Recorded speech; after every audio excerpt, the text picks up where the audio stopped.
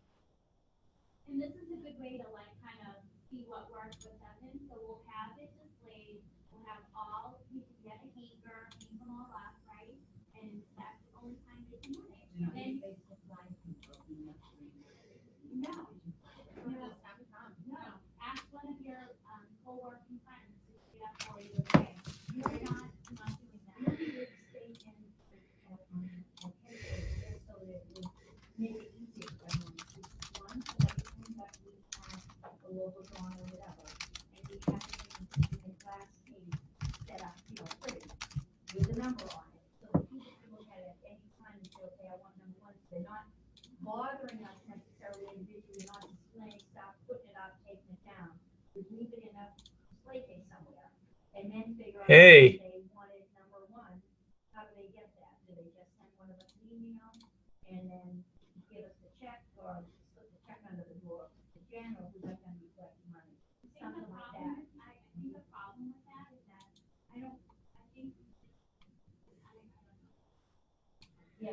Can you hear me?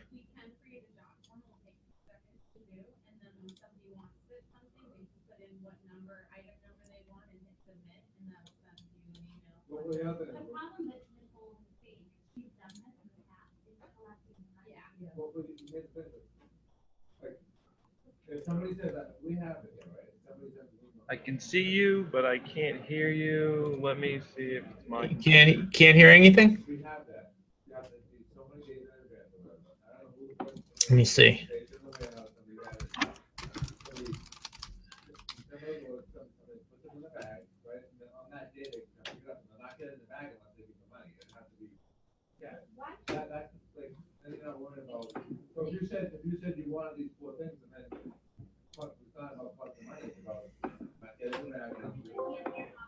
All right.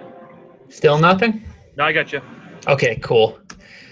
Alrighty. All right, so it is 10 o'clock. Let's jump into it. I tried to add you a couple minutes ago. I don't know if I made a mistake or what happened, but for those of you who are on right now, we are changing up the format a little bit. We're going to make sure I wanted to have at least one of my best closers on each and every week. And Jason Goldfarb was unavailable, so Anthony, I decided to ask you. Thank you. So I'm going to have Anthony DeLuca, who's on the line right now. So you're going to get the benefit of having both of us giving you feedback. And we're also going to start off each and every week by talking to Anthony and asking him questions directly about how his appointments went, just so that we can kind of start off the feed correctly and get some input from somebody who's actually in the field. Because as you guys know, I'm not face-to-face with these sellers each and every week, so hearing stuff from me is fine, but hearing it from the horse's mouth, I think, would be a little bit better. So with that being said, Anthony, how many face-to-face appointments did you have in the last 7 days? Well, actually, I've been following up with some of my face-to-face appointments since the last Tuesday when we talked. Yep. I signed the three the previous week. I have a seller appointment this afternoon. Um, Yep.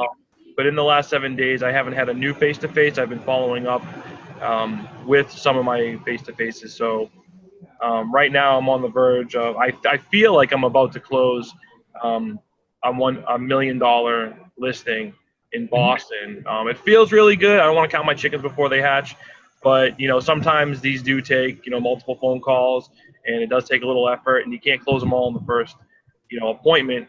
But a lot of people shouldn't get discouraged. I have been talking to some people in the office, and maybe after one face to face, they will maybe send it directly to nurture, or they will just say, oh, I didn't get it signed, and it's they don't want to list it. But you really have to be persistent. You still have to call every week, maybe once, twice a week, especially if you feel like they're going to sell in the next 3 to 6 months. You really should stay on top of it and do your follow up. So let's talk about that one that's $1 million potential there. When did you initially go on that appointment? About 2 weeks ago. Okay, what city is it located in? It's in Boston. It's on Lambert Street. It's in a good section. I think it's in West Roxbury. Okay, that's what I thought it was actually when you said Lambert. So it's in West Roxbury. You went out there 2 weeks ago. How did the face-to-face go? Walk us through that. So the face to face went well. Actually, I showed up. She brought me into the basement first. It's a two Hmm. family. As I'm in the basement, she tells me that there is another gentleman on his way to see the property as well. So For a cash offer or a real estate agent? I she didn't tell me who he was, but you know, I just knew that there was another guy on like about to show up. Hmm. So, you got to have your game face on when, I mean, literally there's a guy, driving down the street about to enter the house with you. So I get up to the first floor. The guy walks in through the basement. So now there's two of us in the house walking by each other. Little awkward, he's kind of giving me the eye, like he's going to get this one. It's extremely, that makes it obviously extremely difficult because it's hard to build rapport, right, with two different people there. It was impossible. So what happened was is she handed me off to her son that was in the house for him to finish showing me the rest of the home. Hmm. So he takes me through the home. So what I'm doing is I'm building rapport with the son as Hmm. much as I possibly can. Yep. Connecting with him. He's 19, 20 years old, just a young kid. But you know what? If he likes me, maybe his mom will like me. Or, you just got to get in with the family. So I'm just talking, building rapport, showing the house. Meanwhile, he's walking around with the homeowner. Yep. Um, and I can't talk to her. She can't stop. She's obligated. So I just kind of hang in the kitchen and just keep talking with the son, because I wasn't going to leave until I spoke with her.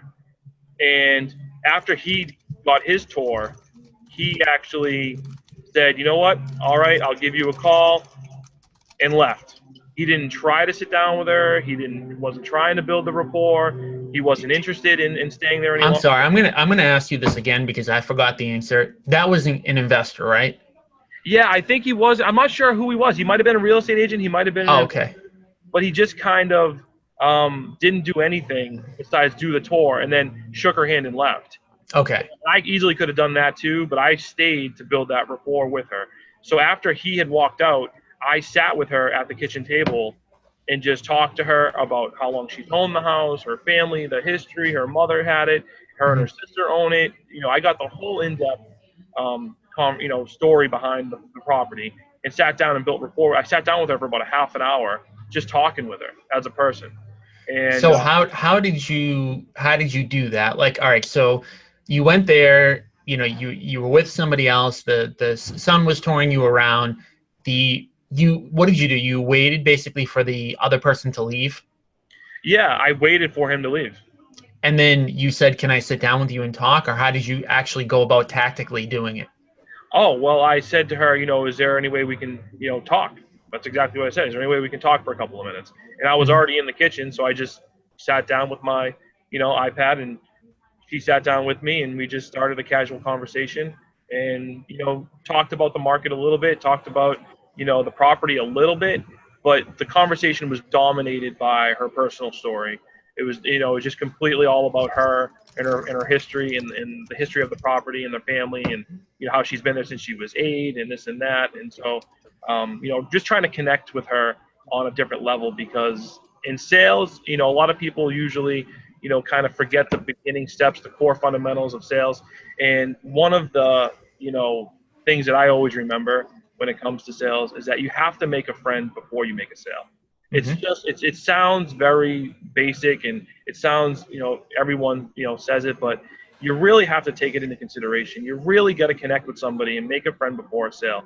Don't overlook that. You really have to pay attention to people and connect with them on a level that's different from business, and try to Mm-hmm. connect with them personally. Mm-hmm. So, we sat down and talked, and then What did you talk about?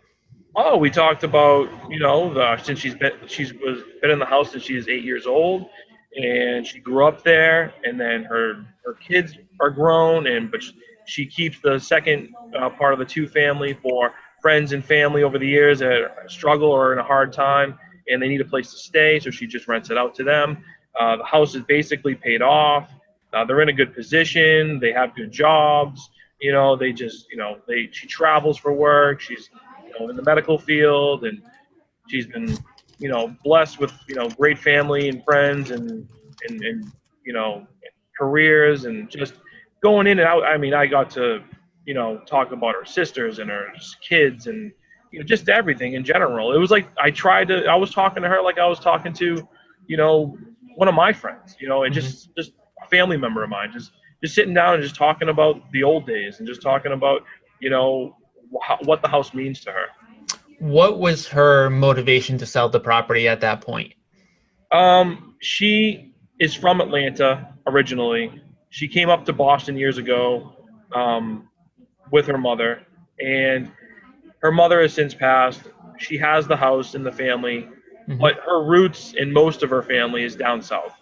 Okay. So she really wants to. Her and her sister own the home, and they just really want to let it go at this point. Stop maintaining it, stop putting the money in, stop fixing it up, and Mm-hmm. just it's paid off. So why not just sell the house, split the money, and then they already have second homes in Atlanta and Georgia, Florida.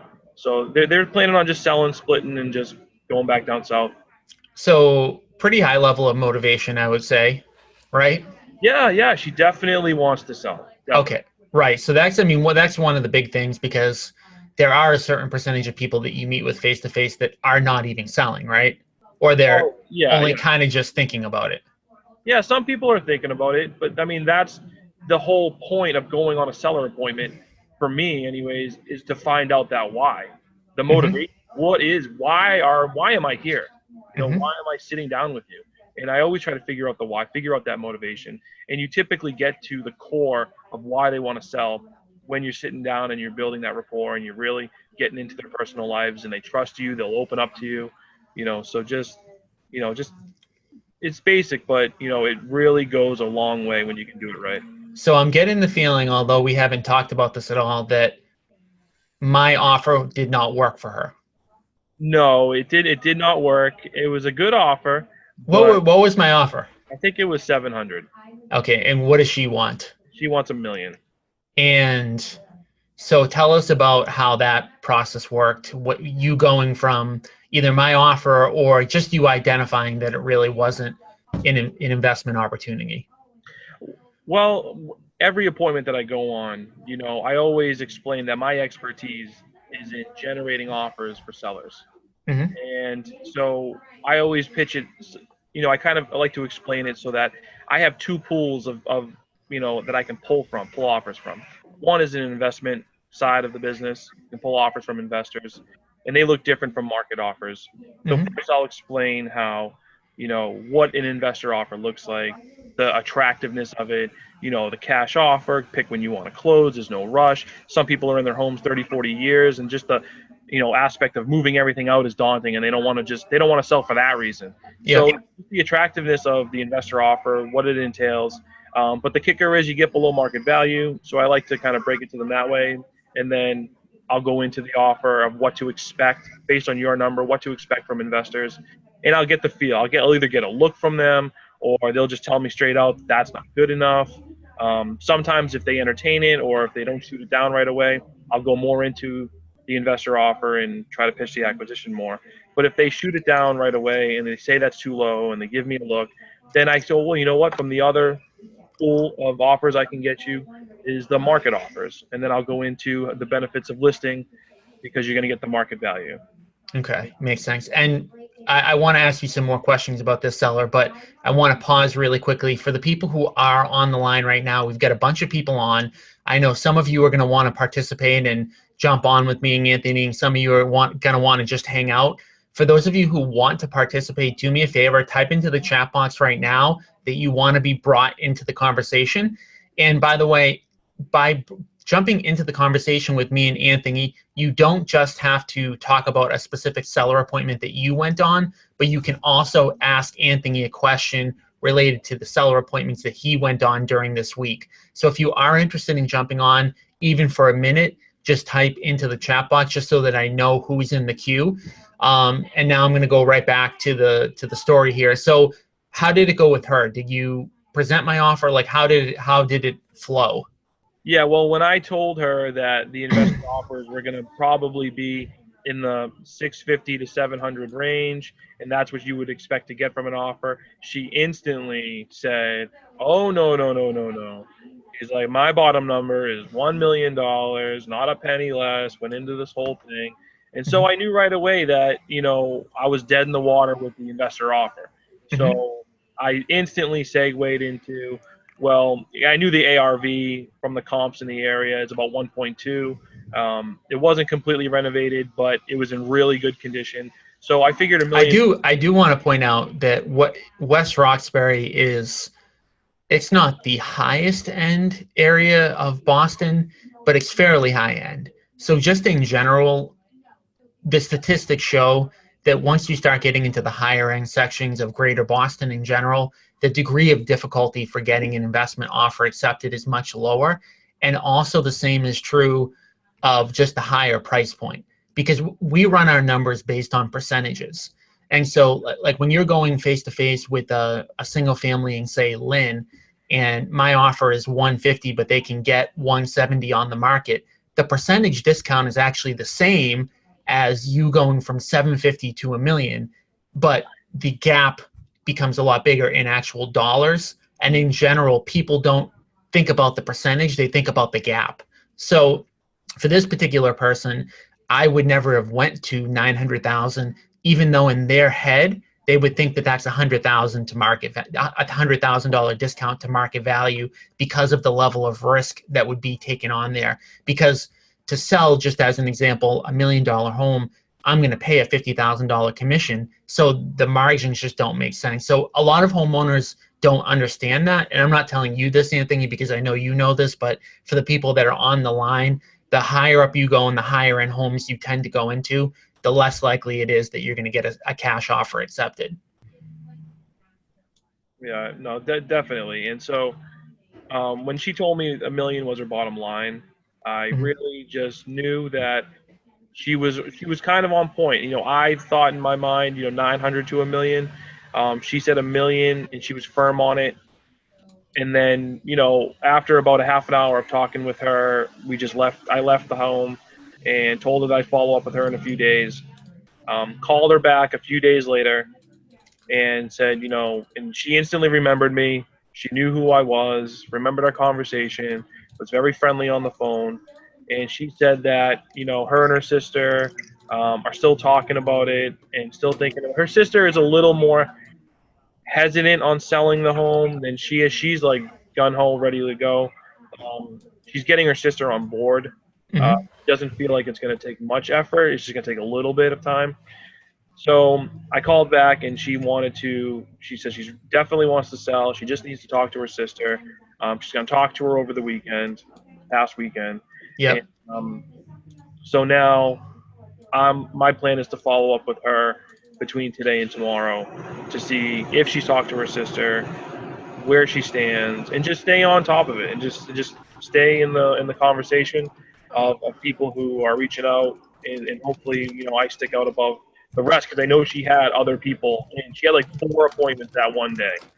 Ye- So I know that she's shopping agents or investors.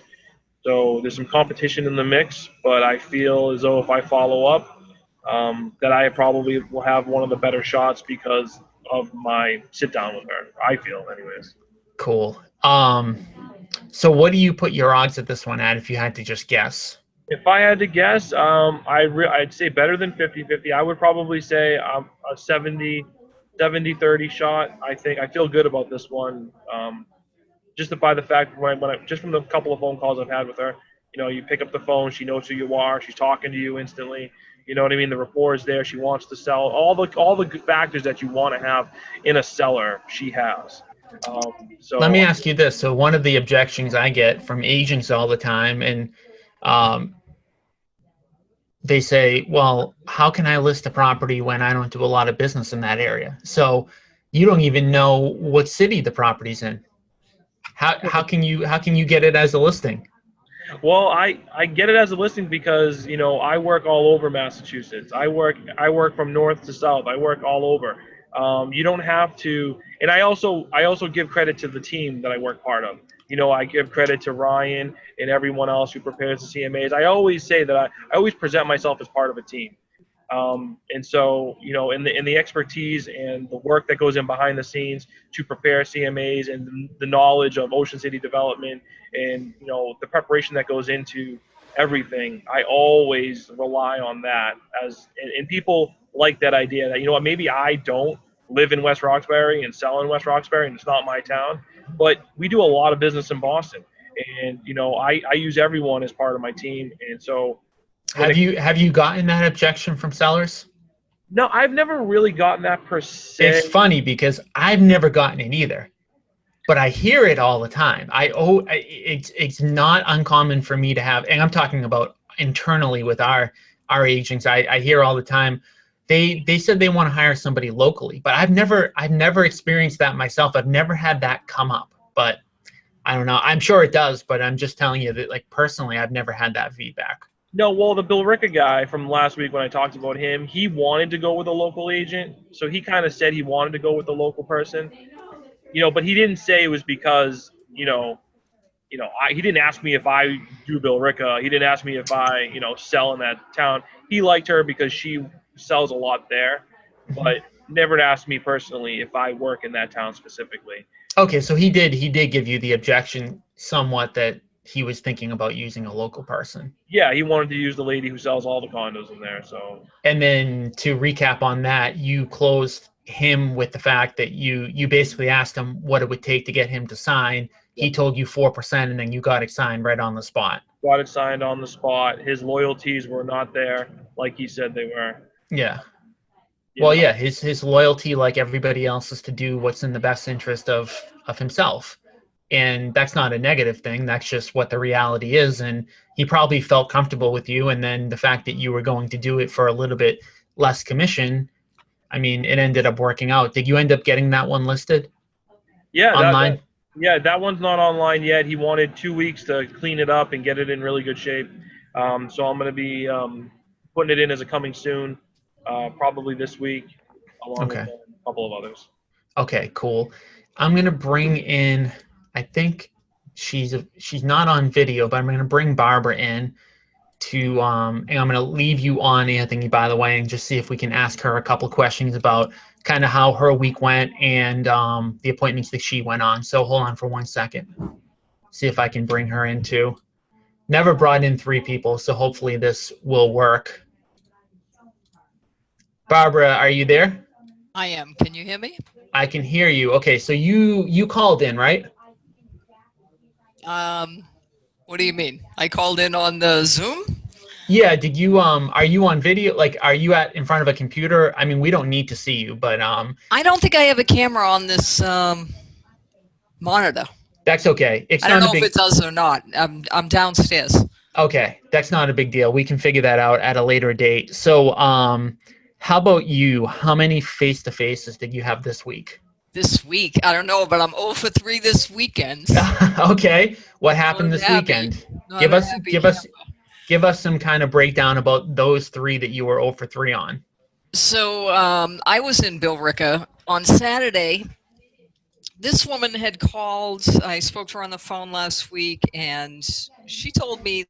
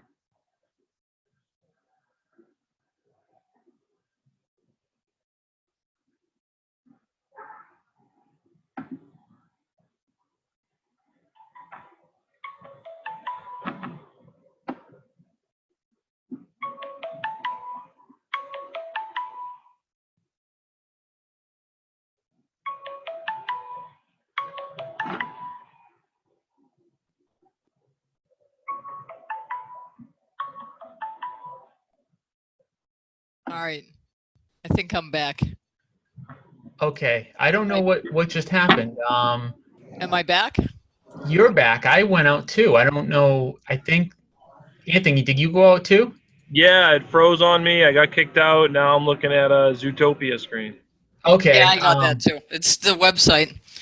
Yeah, it must have cut out. That's weird. But so Yeah. yeah. So anyway, this woman, like all the windows were replaced, but the painting wasn't finished around the wall where it had been worked on. You know, that sort of thing. The repairs that she thought were drastic were actually so minimal. She told you on the phone that they were drastic, or that she told you in person that they were drastic? She told me on the phone they were drastic. And that's why you That the house identified would not that one. qualify for financing. So of course I thought this is a great acquisition. I see. But she was totally wrong. Okay. The house was I say 90% renovated. It could use a new kitchen, but the baths are already done. All new siding. Like the house was stripped, spray foam insulated, sided, all new wiring, not all new plumbing, but a lot of new plumbing, brand new baths, and not done shoddily either. So clearly, the house was in really good shape. Plus, she bought out her ex-husband, so her note on it was actually higher than what we would have paid as an acquisition. Even in its good condition, we might have been close to what she owed, but not quite. So, so like Anthony, that I have to try to turn it to a listing, and I told her that once she told me what she owed, which I think our offer was 3, and in a situation like that where 90% of the renovation was done, I would have offered more. Yeah. But she owed $350. I wouldn't have offered that much more. Yeah, so I think that's a huge thing to hit on. Obviously, mortgage balance plays such a critical role on, number one, the ability to even take an offer, but number two, whether or not the person, even if they have a little bit of equity, would consider it. Because in her case, what did she owe exactly? I believe it's $350. $350. And what do you think our maximum offer on that one could have been? 3.25. Maybe even $340. Honestly, this place it only needed the kitchen. So even if we were to go to say $350, was she of the mindset that she could even potentially just walk away from the property, or did she need to get money to go somewhere else? She needed to get money, although not a huge amount. Yeah. But enough to buy another place, because she's already looking at property in the western part of the state. Okay, good deal. So how did you leave it with her? Why wasn't in a goose egg on that one? Well, I talked to her about listing, and she has a number that she needs to get to walk out of there. And I tell you, what I believe she could list it for. And I did a little bit of work on MLS and said, this is what what I think it is. And we sat down, and I pulled, I didn't have my laptop or anything. I was just doing it on my phone, and I pulled a kind of a quick CMA, and the numbers came out where I expected, which the retail is probably about $420. Assuming it was finished, she had a couple of things to do, and like the whole house is sided, but the dormers weren't, but two little dormers, and she has all the material. So a couple of small items like that.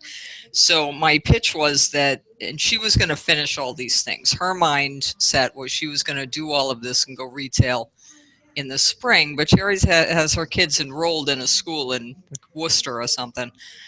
So I said, look, why don't you can put it on the market for this retail price for a short term, 60 days. We either get an offer. If we get an offer that moves you, then you can go. And if you don't, then you pull it off and do the things and go back in the spring. So she was amenable to that. And I would say, it was kind of a done deal, except for, she wanted to think about it for the night, which was fine. But she did say to me, like, she has a broker who has been showing her property out where she's moving.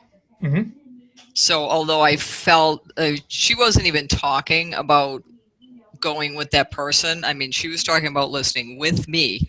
Yep. But when I call her today, I kind of know that if she called that other broker over the weekend to say this is my plan, yes, I'm probably going to be out of it. But not necessarily, because that person isn't there, in Billerica. So there is that then, nor am I, but the person is like really further west. But still, if she calls the person she has long-standing relationship with, I may be toast. So you're not dead in the water I'm there not yet. dead in the water completely with that one. It's okay. I'm going to find out shortly. Okay. And then you had a couple other ones? Then I went to East Boston. Right after that, this was a 3-family, needs full renovation, full, everything. Gut, top to bottom, literally from the roof all the way down. A little bit of structural settling. It needs wiring. It's got, no house panel. It's only 60 amp, probably even going to have to get electricity in to up the amperage, everything. And our offer was, I think, 570. 570, 575, something like that. And they, of course, want 8. Okay. Now, this one, I go out there and I went up to the 3rd floor. The woman was there that called. Her father lives there. How many how many units are vacant right now? It's occupied. He lives on the 3rd floor. A family member lives on the 2nd floor, and a tenant who's paying $850 lives on the 1st floor. And were they planning on delivering it vacant, or were they planning on leaving it occupied? Delivering it vacant. Okay. So the father said to me when I came in, well, after she toured the house with me, then we went back upstairs where the father was. I was assuming he was the owner. He actually is not the owner. Okay. I just assumed that because he's the oldest person and living there. But so he said to me when we walked back in, he started telling me about the house next door and how they gutted it. And he was very amazed with how he had never seen anything like that. They literally gutted the building right to the studs, and he was pretty astounded by the whole process. So he knows, and he was completely understanding. So they don't want to be astounded by what we can do to the property at 575. We can give them the same show. They knew that this place was a gut, but they still think it's worth a lot more. And in that case, that one is not worth 8, right? I mean, that one I don't think is even in that ballpark, is it? No. I mean, I think realistically, it's good size, but it would absolutely, the layout is weird. It has like a bearing wall for East Boston. It was very strange. There were 2 staircases in the center of the building, back to back on either side of a wall in the interior, which I don't see that often. So I don't know if the second half of the house was built on later, or it's just really old. It's a little older than the usual, and the layout, some of the walls were like on a diagonal on the inside, but it's the bearing wall in the center, so the whole layout would have to change. And how many square feet would be in each unit, roughly? It was hard to tell because of the strange walls, but I would say 850. I think it was pretty big. It was at least 800. Okay. Bigger than usual. And I told them that's that's attractive. It's bigger than usual. They did have a yard, which I kind of told them it wasn't that great. She seemed to think you could put parking out there, but there were only inches between the buildings. There's no way to get out there. And so how do you handle it typically when somebody just wants so much more than what market value is in this case? I explained to them, one, the cost of renovation, that we're talking about, several $100,000 renovation. And Yep. I don't always get into that, but where they saw the entire building next door stripped right out to the studs, I think they really could understand the level of cost. And, I explained to them that the wiring it's not even adequate to the building. Not only does it have to be changed and updated, but probably also even has to come in from the street to add more power to be current. And that these are things that are required, and all new plumbing. And even though they understood the level of work, I think you said it earlier, they see, they know the price of condos, and they seem to think it was like $450. I thought it was $4. But even if it was, I said, even if it is, I told them even if it's $450 a unit, $1.3 million after renovation. Mm-hmm. And several $100,000 worth of work, and that we know of without extras. Mm-hmm. There's no profit margin. No. They want you to pay the $8, spend $4. Yep. And make maybe the $100, and as people believe, then you're making $100,000. Yep. And I went through that whole thing with her. I said, and they follow. They were interested in that. And I said, it seems like, okay, then you're going to make $100,000 and you think that's a good thing. But I said, with you're talking 6 months, 8 months, 9 months permitting. You don't know what kind of surprises it's not one person making $100,000. It's an entire operation. Mm-hmm. And that it's not really there's no profit margin there. And that's with them assuming a sale price that is higher than high. Right. Their sale price is assumed high. Everything they assume, incoming high and cost low. And I think, they get that. That's when I explain to people more or less, depending upon like how engaged they are. Yep. In hearing about all those numbers. And that's when I tell them no other investor will offer that either. Yep. So that's why I go through that, so I can tell them we're going to offer X. Somebody else might give you a little more, but nobody's giving you $800 cash. So in this case, can they sell it to a traditional retail buyer who's going to move in and live in one of the units and rent out the other two? Pretty much no. And I use that opportunity to tell them, that first of all, it's not even hardwired for smokes. Mm.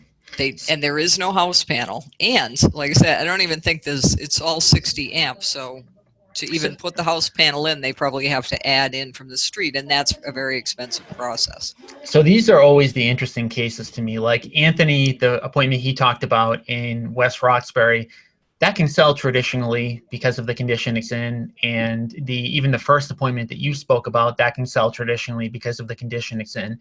But this one is going to be bought by an investor. Yes. And so it's just a matter of what the price is going to end up being. What has been your experience with this in general, where the person initially wants more than what the property's worth, but that it can only sell to an investor? Does their expectation go down? Do they tend to bring in more people into the mix to try to get offers? Where do you think this one will go based on your experience? They will definitely bring in more people because they had the stack of letters on the kitchen table. Okay. They had them there for me to see. And, I said, I know all about it. I know you have that. Everybody has that. And that's why I tell them. But these people also are not going to pay $800. Typically, I think what will happen is, I would have given them maybe $6, even though our offer was $570, because of the location. Mm-hmm. And the size and the competition. And I feel like, Ocean City could have gone a little more there and still be okay if they would have signed. But they'll probably get more. They'll get more from someone else. Okay. They'll get $650, maybe. Not, and they won't settle for that, but eventually they will. Eventually they'll settle, but somebody will pay maybe a little more than you are. So I think that's another kind of important point here, is just the fact that homeowners are being marketed to, not just by us, by a lot of people. So a lot of investors are out there, competing, and a lot of, the goal obviously is to be the only person who potentially is out there making an offer on a property. But at the end of the day, a lot of times we're not. And so when we're not, it's just a matter of, realistically speaking, do we end up paying more for this particular property? In this case, for me specifically, like, I don't love this deal at all. I don't even love it at 600, only because you're talking about a year project, which I don't really love doing at this stage of the market.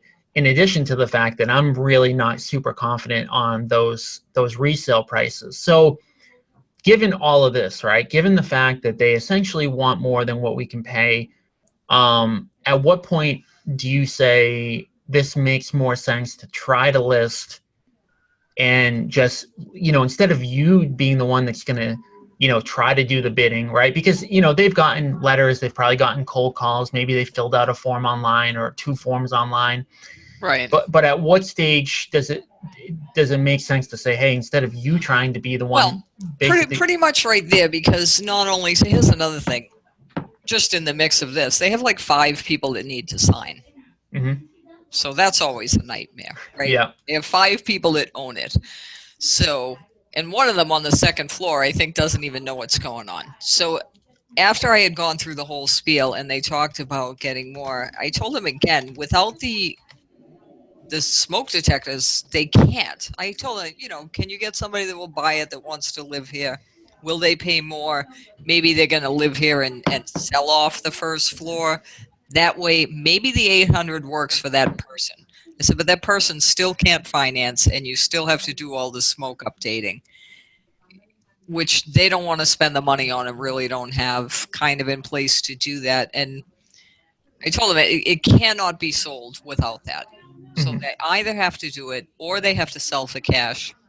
And they can't get the 800 for cash, but they maybe could get more. And then, like you said, a lot of people obviously are pitching East Boston.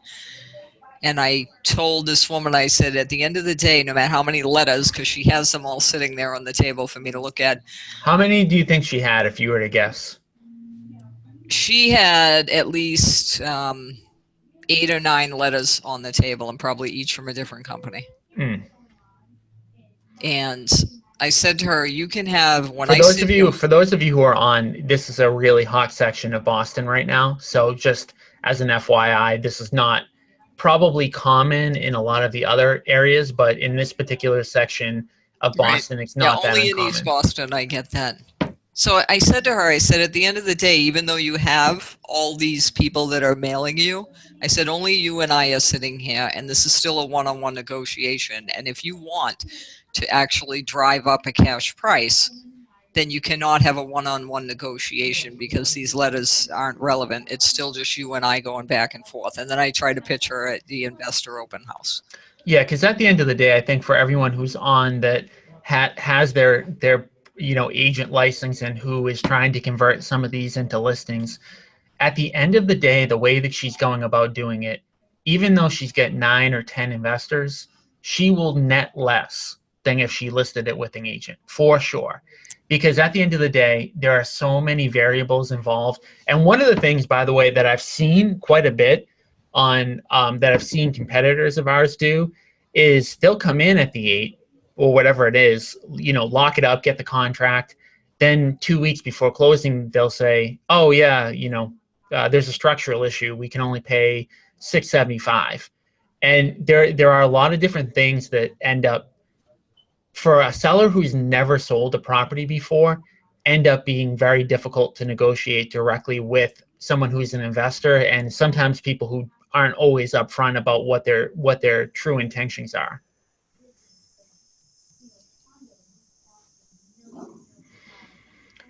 Barbara, are you still there? Yes. Okay, cool. And the other thing that I've seen on a couple of different occasions is somebody try to wholesale a deal. So they'll say, hey, we can pay $800,000 for it. and then they try to wholesale it, and then they just back out of the deal when they realize that they can't do it. I do talk to sellers about that as well. I don't think maybe I did with this particular woman, but I do often tell the homeowner, I said, look, when they won't take Ocean City's offer, you know, because they're pretty sure, maybe they say, well, so-and-so told me they'd pay this. I always tell them, I tell the homeowner, well, before you sign anything, ask them to show you the funding because of the wholesaling thing. And then I explain to them the wholesaling thing that, you know, some people, they may say they're an investor, but really they're just locking you into an offer. Now you're locked into their time frame. You can't do anything else. And they're basically selling the paper. And I tell the homeowner this is perfectly legal and contracts can be sold. However, you know, they're maybe not telling you up front what they're really trying to do. So if they cannot show you where their funding is coming from, then they're not the end buyer. And I use that as a way to differentiate Ocean City from some of these other people that are going out. Which is not an easy concept to explain because, again, when you're talking about somebody who's probably never sold a house or maybe sold one house in the past, it's going to take a lot to fully get them to understand this concept. And but I don't think they have to, so long as they understand they should ask for proof of funds. Proof of funds. That's what they ought to be doing, and they tend to appreciate that. Like I'm looking out for their interests, that they're not getting double dealed. Yeah, for sure. So we're gonna hit on one more of Barbara's, and then for everyone who's on, we need more people to jump in. We've got 25 people on the line. I'm going through the list of people, and I know for an absolute fact there are a bunch of you who went on appointments this week, and I would love for you guys to jump in and we'll be nice. We'll play nice on when we bring you in, and we'll go through kind of what you went through, because I think it's important. I mean, having Anthony and Barbara on the line, like, these guys have closed tons of deals. They know what to say, they know what to do, and it's there's not a lot of coaching necessarily that I can give them. We can kind of just go back and forth with ideas, but I know there's some people that have gone on some of their first appointments. So let me know for you guys who want to jump in and just talk. I'll bring you in. But all right, so that was the second one. What was the third one? And by the way, if you want to jump in, just type into the chat box now. If I don't get anybody, I'm not going to force anyone to come on. I see some people that I know went on appointments this week. I'm not going to just bring you in, but definitely if you're interested, just type into the chat box. So how about the third one?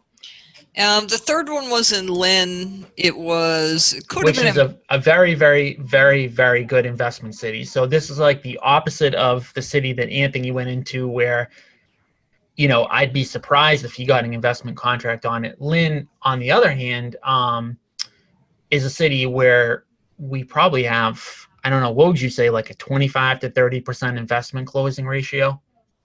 Yeah, at least. It's very high there. And one of the reasons, because so many houses there are older, smaller, and just need a lot of work. Yeah. They seem to be places that really, there's a lot of houses that need a lot of love in Lynn.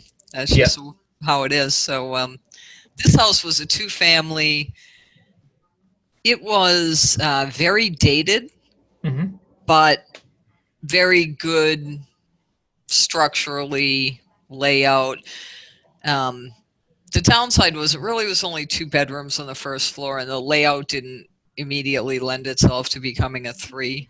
It's in a nice part of Lynn. It's a good street and everything. And his unit had a full walk-up attic. It was unfinished, but with like a nice staircase, not the little skinny attic stairs. So pretty good overall. It was very dated to look at, but the furnace was updated, the electrical was updated, the roof was pretty new. So, and structurally very straight and solid, nice hardwood, all of that. So one sounds like one that could sell retail, right? Yeah, definitely. Even though, like I said, really needed some updating, but for the money that he wanted, I saw pretty quickly that this was going to be a retail situation, just because the house was very structurally sound and would be easily financeable for an owner-occupied buyer. And it's kind of neighborhood where people are still buying 2 families, not just companies are buying them.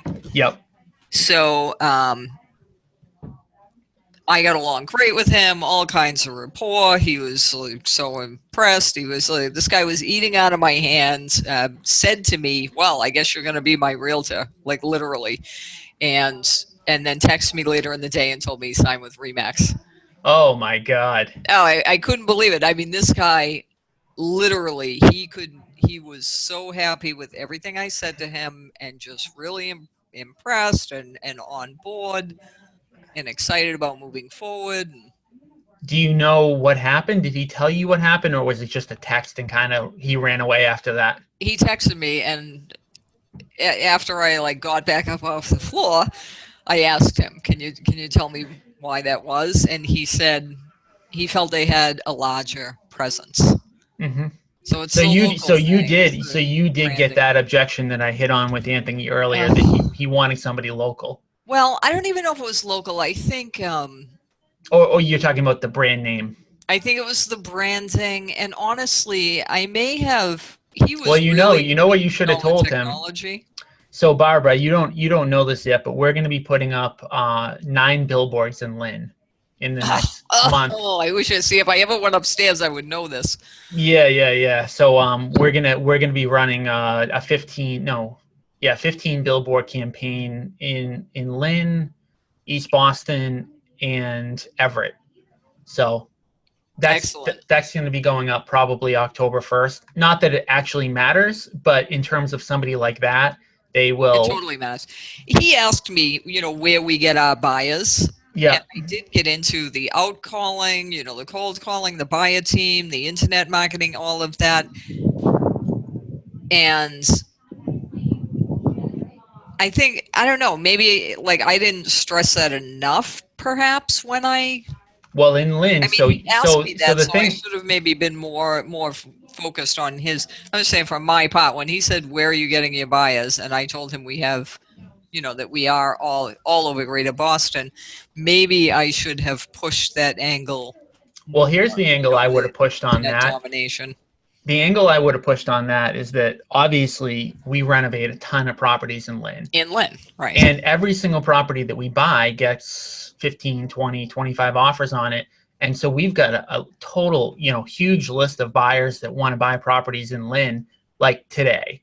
So, again, obviously hindsight's 20/20, and sometimes like when you think you have the sale, you don't go into. Yeah, he had already basically said had said directly already said he was hiring me. So. Yeah. So sometimes like I say, hindsight, that little question, I didn't know how important that was to him. Now, do you think you could have signed him on the spot? No, because he had the other guy come in that afternoon. I see. I actually think if I had been the last person there, I think whoever was the last person may have signed him. Yeah, I mean, just from kind of like what he's saying to you, my take on it is it sounds like somebody who's like a nice person. Yeah, I don't know why. Agreeable. Agreeable would be maybe more the word. Like, I think, like he probably did want to hire you, and then he met the next person and he liked the next person. And also liked that guy. Yeah, exactly. That's what I say. If I had been there at 4:00 instead of 12, I probably would have that listing. Yeah. Did you ask him to sign? Well, he told me he had another person coming. You still have to ask for the signature every time on an appointment. You gotta just say, you know what? I would have said, let's cancel the afternoon appointment. Let's just sign right now. I'll get this house for you. And I'll call that guy. I'll call him for you. Don't worry about it. Oh yeah, I'll call him for you. He said to me, "I guess you're my realtor. I should have got the pen right there." Yeah, but get the paper out. Say, I'll cancel it for you. I'll contact him. We'll get this done. Don't waste your time. Let's just get it done. You got to be really aggressive when somebody is sitting there. And I know, you're right. You're preaching to the choir. Believe me, nobody says sign more than I like. Sign here. Don't ever walk away. And this guy, I don't know, because he was so committed to me, I just didn't think there was any risk. I think the issue there, and like you just said, I mean, it. I mean, you've done enough of these to know. But I think at the end of the day, like, we want to believe sellers, and a lot of times they either aren't truthful or they don't even know themselves what they're going to end up doing. Like he might have thought, I'm going to meet with this person and, not work with them and whatever. But I think Anthony, I think, you want to eliminate as much the competition as you possibly can. But, you're converting, the most investment deals, out of anybody. So I hate to lose one. So I mean, this is a 2-family I would have sold in a day too. Like yeah. Fell so quickly because everything was good. So. All right, let me. I don't want to cut you off, Barbara, because I know we probably could go on for more, but I want to bring in one more person because I only have until 11. So I'm going to leave both of you on because this is somebody that works with me out of Raleigh, North Carolina, and I think both of you could probably provide some good guidance. So, Cindy, I'm bringing you on right now. I don't know, again, bringing in 4 people, how easy this is going to be, but can you hear us? Yes, I can. Can you hear me? All right, awesome. I'm loving the fact that we can get multiple people on these screens. So, talk to us. What did you have going on this week or the past couple weeks, or what do you have to talk about? So I went to go see a house. It was in a golf course community. It was a widow whose husband died in December. The house needed a lot of work. She lived there for 17 years, had done nothing to it, and let the kids eat in every room in the house. Yeah. So it still had all the brass fixtures. So I figured about $30,000 in repair. Was it a condo or a townhouse or? No, it's a house. It's a house. Okay. Very traditional house. Yep. Worth $350 fixed up. I offered $250. And so I went even tight on my numbers. What do you think it would resell for right now? I don't know. It needs a lot of work. Okay. So I don't know if a normal home buyer, it's in a nice neighborhood, but it's not in a neighborhood where things are selling in, 24 hours. Okay. So she emailed me over the weekend and said, I really can't go less than $280. I would consider a lease purchase. So I said, okay, well, I'll just follow up in 2 weeks and see how it's going. She suggested the lease purchase? We kind of talked about it before, okay. But I don't want to do a lease purchase on this, especially when I'm putting that much money in repairs. I want to make sure the deed is in my name and not in someone else's name. Yep, I agree with that. So that's kind of where we're at. I know that she's been talking to other investors. I'm not sure if my offer was the highest, but I just don't know how to talk to her. Okay, well, you can wait for $280. I just don't think she's going to get it. And I don't want to offer listing it because I don't want to always use that as a way out. I'm getting a lot of listings. I'm not getting deals. So yep.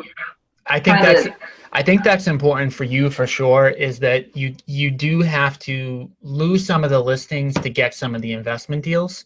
And it's, for you, losing a listing is really not a big deal at all, but I think you do need to figure out, and I think this one sounds like one where there's definitely potential. She is probably going to end up selling it to an investor. So you don't even want to go down the route of trying to list it because you're going to basically be competing against yourself. Right. But, Barbara, how would you, if this were you, how would you go about trying to get this one done? Well, my first reaction was that if you offered $250 and she came back with $280, why would you not re-counter her? Could you come up a little? Is $250 a real price, and is that where you started? Because I always try to start a little low if I can. Like if Tom's going to pay $250, I would probably say, well, I could be in the mid to low to mid, like $230 to $250, but really I'm like $230, and I kind of throw the $250 out as a teaser, so they want to feel like they're winning. Right. I agree with that, and I think I don't know if 250 is your absolute max, but I think what I would do is I would ask if you could come back out there and take another look to see if you can come up at all. Yeah, definitely. Come up like 5,000. If you can come up 5,000 and try to get them to sign right then and there. Plus, the more times you go. Uh-huh. The more times you go out there, the more you're you've just been there more. She's going to like you more. Can you come up 5,000, or was 250 like really pushing it for what you want to do here? 250 is kind of pushing it. I can look closer at the days on market in that neighborhood and see what the condition of the other properties were that sold. And did you talk to her about, so if this gets listed, right, she wants 280, does she believe that's the listing price? Have you gone, okay, so you get 280. Now you put it, say you put it on the market for 290 and get an offer at 280. Now you've had an inspection. Now they're pushing you down to 270. And I mean, geared to whatever her language is and her pace. I wouldn't like pepper her with it, but 290, say she puts it on the market at 290. She takes an offer at 280. They have an inspection. Now she's at this, that, and the other thing after the inspection. If the buyer doesn't even walk, first of all, if the buyer walks, now the house is tainted and you're going to drop the price anyway. But let's say they come back and they want to fix stuff. Now you're at 270, plus you're paying commission. You're at 260. I mean, so you're going to go through all that for 10,000 more than I'm giving you at 250? What's the point? Is it really worth 3 months of your life in aggravation and stress, not to mention cash back at closing? Something buyers always want in this price range. I go through that whole spiel in a little more gentle fashion with the homeowner. Right. I think she was looking for 280 from an investor, and I think that is just not going to happen. I don't think she has any interest in listing because of the embarrassment that it would cause based on the condition of the property. So you should definitely play on that. But if it were retail, so she wants 280 from an investor because she believes it's worth 300 retail? She thinks it's worth 350 retail. Really? But we both agreed that it needs about 30,000 in repair. So you then essentially told her it's worth 320 retail. Yeah, but I just don't know how many people want to put $30,000 into a house. Right, but you told her you're then essentially telling her the number is 320. I think you may be not setting the stage well enough. When you're giving her numbers that are making her feel like it's worth more. If you told her it only needs $30,000 worth of work and she knows the supposed market price is 350, then she thinks you're making that 70,000 on top, which is 30%. Right. So you may want to think about your presentation of numbers in a way, maybe start from the bottom and work up. Show her that it's not worth that at retail anyway. Is it worth 350, or is it worth, what's it really worth right now? 300. Right. If somebody bought it, I'd start there and work back, not from the 350. And show her the MLS. Show her something that's been sold. Yeah, this was 350, but look at it, brand new granite kitchen. This, that, and the other. They talk about the retail renovation cost. Okay. Because a home seller believes like a new kitchen. I don't know. What do you pay for a new kitchen, Tom?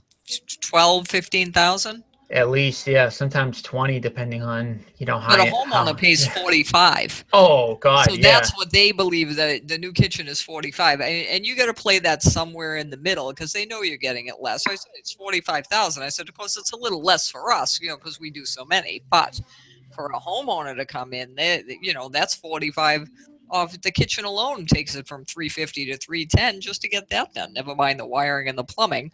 I got to go through the whole thing. Okay.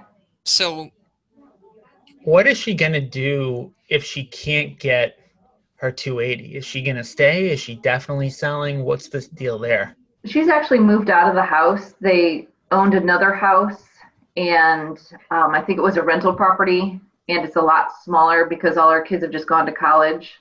Mm-hmm. So I think she's in the house is mostly empty.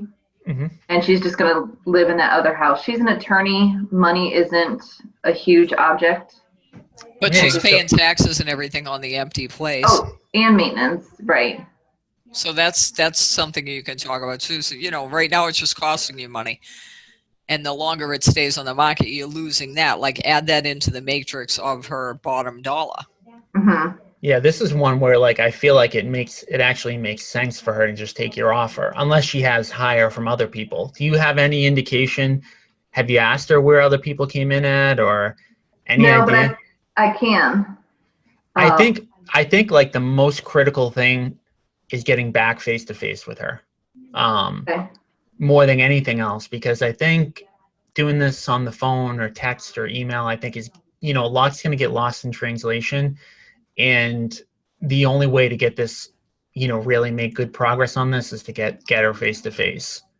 Okay. Anthony, do you have anything you'd add on this one? Well, I think the face-to-face is critical in this one because when you get face-to-face with the seller, the more times you can do that, the more times that she's most likely going to open up to you and actually tell you what other people are bringing her for offers and numbers, and she'll give you that information if she likes you enough and she really feels like you're serious.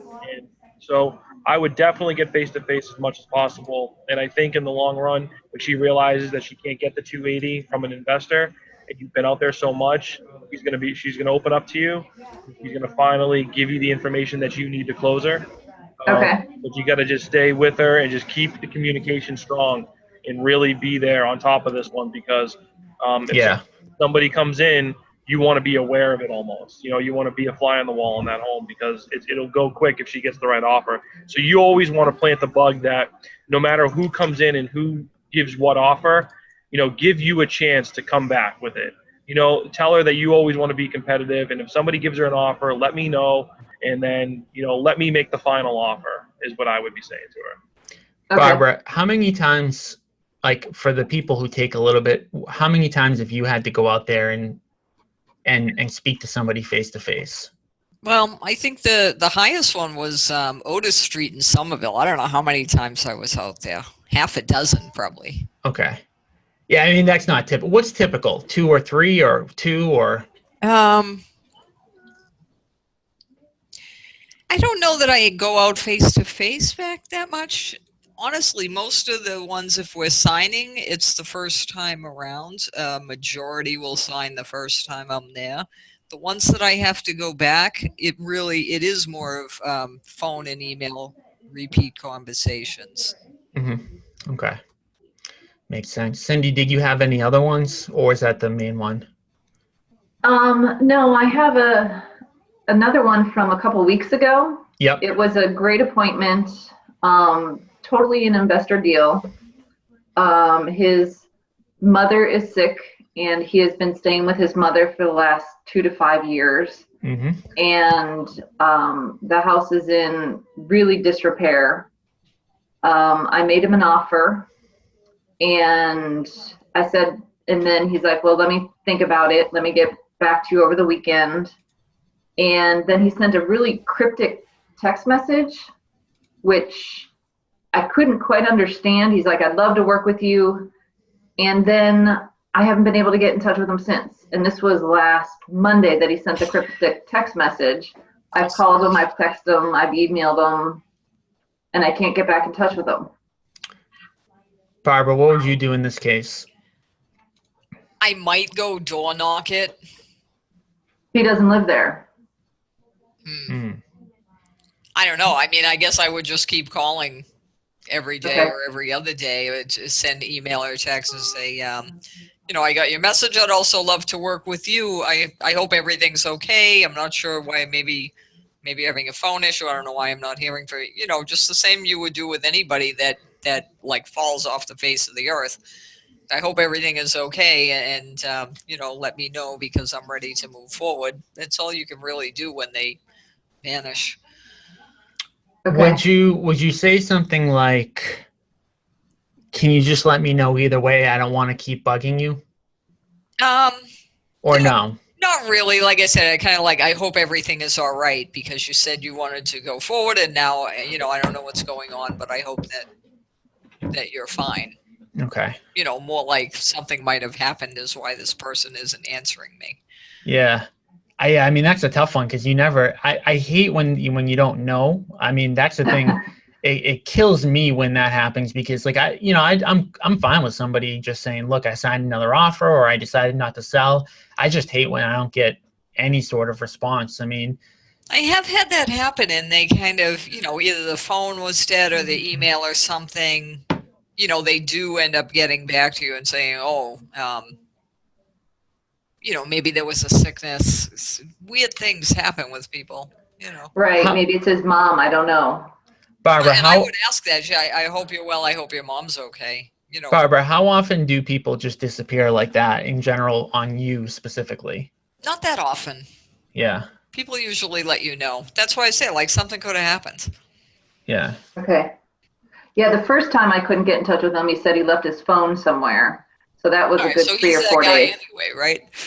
Mm-hmm. Yeah. Okay. I mean, yeah.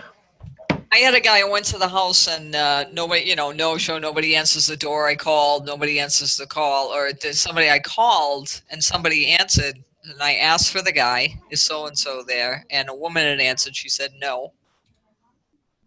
Just like no. Dead. Mm-hmm. And I said, well, I'm sorry, is this the right number? And then she told me there was a woman at Dunkin' Donuts. She had his cell phone. He had left it there. So, I mean, you just don't know what random thing is going on. And I think I left a note on his door, and I left a note on the door of the house that your phone is at the Dunkin' Donuts. And he got back to me in a couple of days. Yeah. Okay. Okay. Well, thanks. I will keep trying to follow up.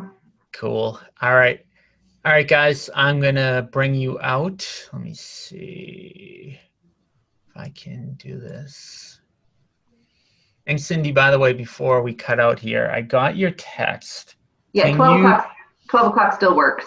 Do you want to do 12? I also have 3 available. It doesn't matter to me which one. 12 is great. Okay, cool. I'll talk to you at 12. Okay. All right.